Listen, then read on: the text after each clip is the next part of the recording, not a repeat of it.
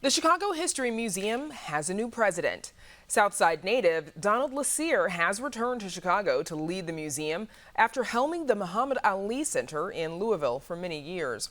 His hiring coincides with a renewed emphasis on preserving and celebrating Chicago's history, especially on the city's south and west sides. And Donald Lassere joins us now.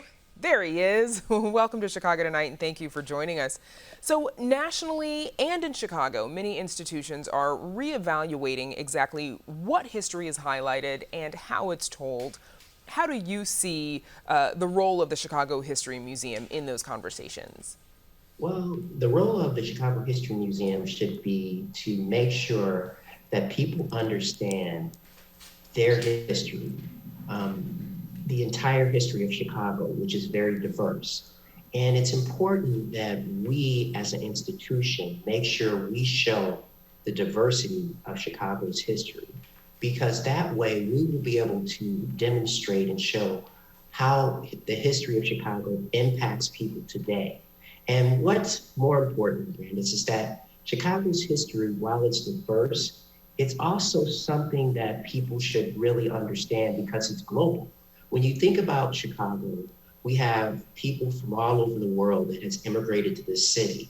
When you think about Chicago, you think about it, the great migration from the South of Black people trying to escape Jim Crow. When you think about Chicago's history, it was a great spark for the civil rights movement.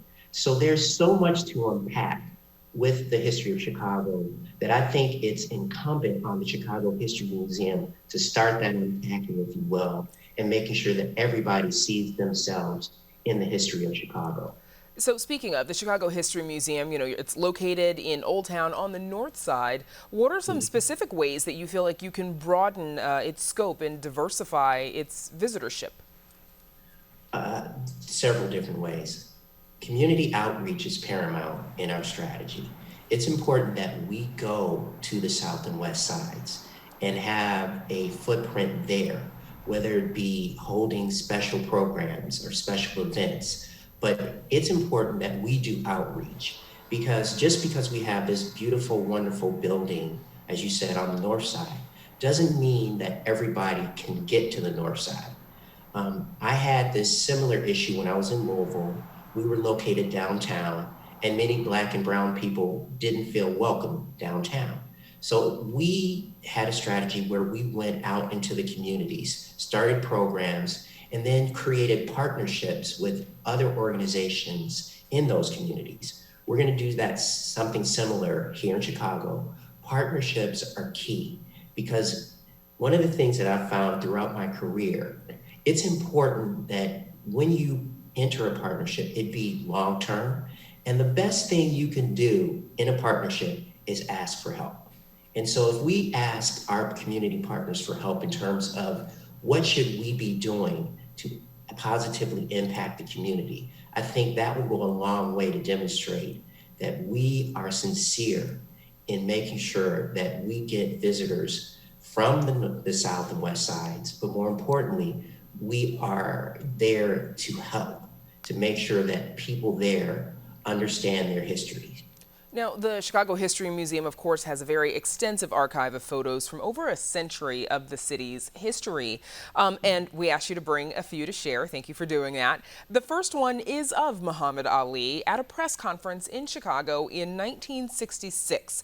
Now, he's not someone that is always associated with the city. Obviously, you have a lot of experience with him and his history.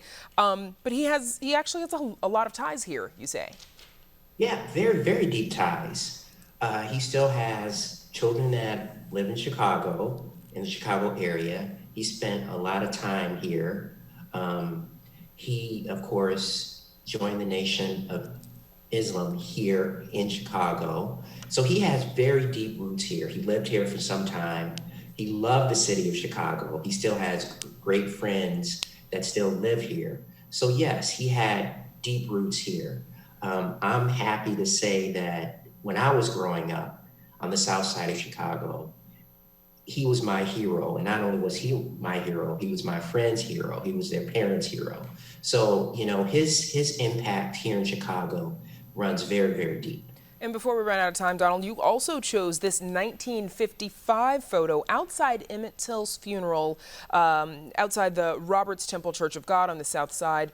Why did you select this one? So I selected that photo for two reasons. The first is it really does show that Chicago was the spark.